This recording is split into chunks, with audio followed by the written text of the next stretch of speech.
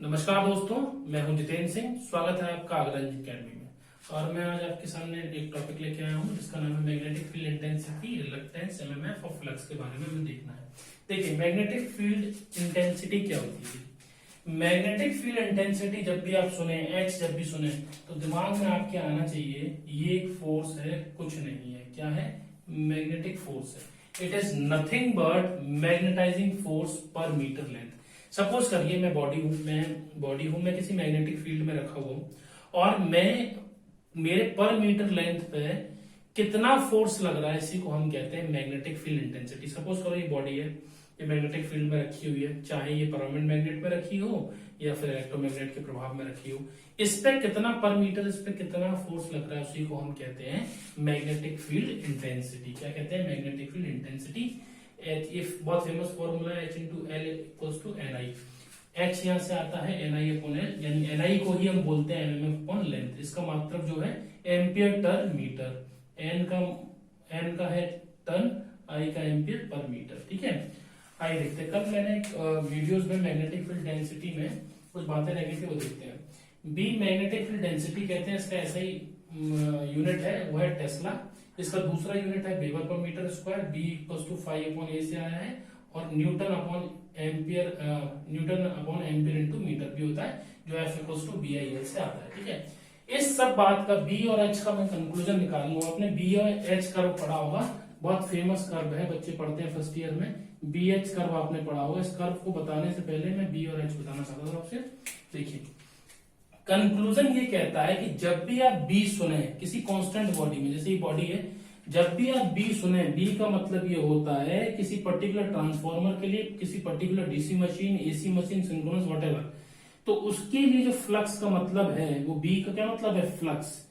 ठीक है, और एच का मतलब क्या है? आई। तो इसका मतलब ये है कि आप बी एच कर्व को क्या कह सकते हैं? According to me, flux I curve कह सकते हैं आप। ठीक है, ये बुक में नहीं है, ऐसे मैंने माना है, बी फ्लक्स आई कर्व कह सकते हैं। जितना ज्यादा आप करंट बढ़ाएंगे उतना ज्यादा मजबूत फोर्स लगेगा। ठीक है, तो ये हम इससे कंक्लूजन निकाल सकते हैं। आइए अब देखते हैं रिलक्टेंस। देखिए, इलेक्ट्रिकल सर्किट में अगर आप देखें तो वहां पर एक बैटरी लगा दो, एक रजिस्टर के थ्रू एक बैटरी लगा दो, और वहां पर क्या बहता है? वहां पर करंट बहने लगता है। ये आपको पता होगा। यानी ये जो वायर है, ये वायर है, इसमें अगर मुझे करंट बहानी है तो एक सोर्स लगाना है। सोर्स लगा दिया तो करंट बहने लग जाएगी।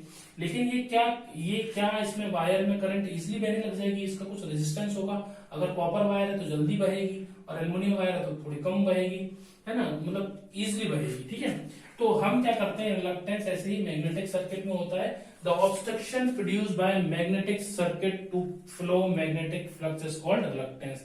इसको आर और एस से रिप्रेजेंट करते हैं। मतलब किसी बॉडी के अंदर जब फ्लक्स बहता है तो उस फ्लक्स को बहने के लिए कुछ बाधा उत्पन्न करता है मैग्नेटिक सर्किट, यानी मैग्नेटिक मटेरियल बाधा उत्पन्न करता है, उसी को हम क्या कहते हैं? रिलक्टेंस कहते हैं। इसको एस और आर से रिप्रेजेंट करते हैं। इसका फॉर्मूला क्या होता है? Flux equals to MMF upon reluctance होता है। रिलक्टेंस का फॉर्मूला बना एमएमएफ अपॉन फ्लक्स। इसका यूनिट क्या है? Ampere turn per weber. Famous ये यूनिट है। उसके बाद अगर मैं एमएमएफ बताना चाहूँ, एमएमएफ और बताऊंगा आपको।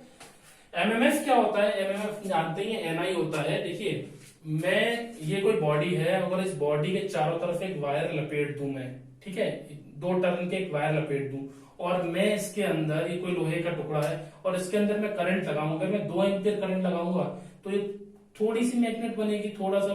और मैं 10 एम्पियर का सोर्स लगा दूंगा तो बहुत हैवी ये मैग्नेट बन जाएगी। जैसे हम मैग्लेव ट्रेन वगैरह में यूज करते हैं, तो मैग्लेव ट्रेन वगैरह होती है, वहां पे भी ये कॉन्सेप्ट आता है, यही लगता है कि जितना हैवी आप करंट देंगे उतनी हैवी चुंबक शक्ति बनती है।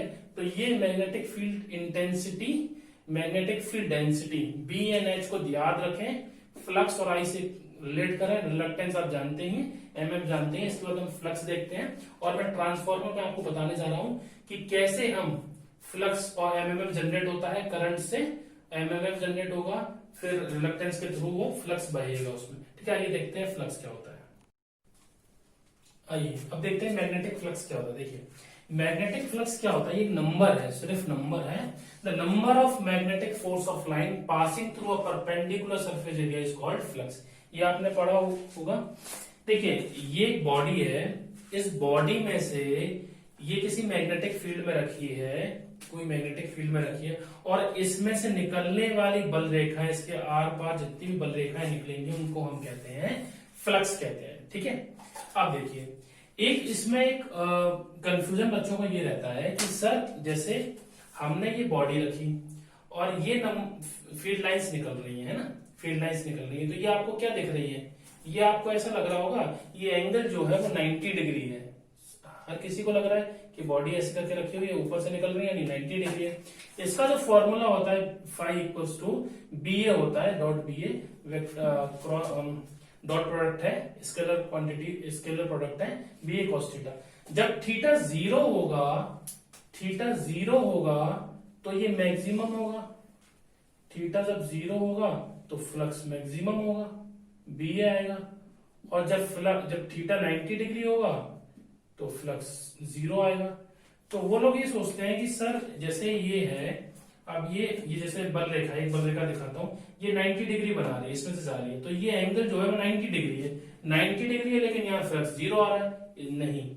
कि इसकी प्रॉपर्टी, इसका इनहेरेंट डेफिनेशन में यही है कि जो आपने ये रखी हुई है बॉडी, ये 0 डिग्री है अभी, अब 90 डिग्री है, अब 270 है। ठीक है, समझ गए? तो ये कंफ्यूजन है, ध्यान रखिएगा कि फ्लक्स में जो ऐसे बॉडी रखी है 0 डिग्री है। ठीक है, 90 डिग्री से स्टार्ट करते हैं पहले।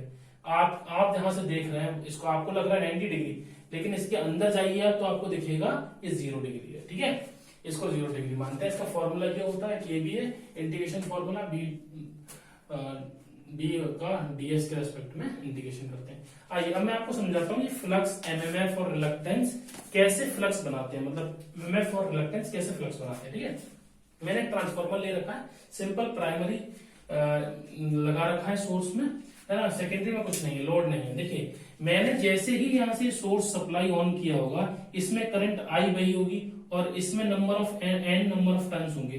तो जब मैंने सप्लाई दी, सोर्स दिया, तो नंबर ऑफ टर्न्स की वजह से क्या मिला मुझे, MMF बना होगा। सोर्स की वजह से क्या मिला मुझे, MMF बना।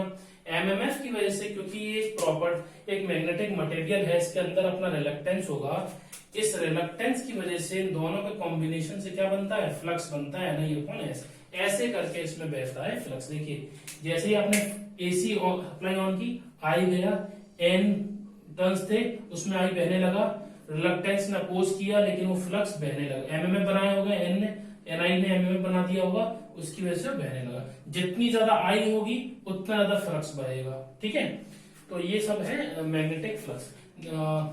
ये बच्चों थोड़ी बेसिक बातें हैं इलेक्ट्रिकल मशीन के लिए जो आपको जाननी जरूरी है। Thank you for this session.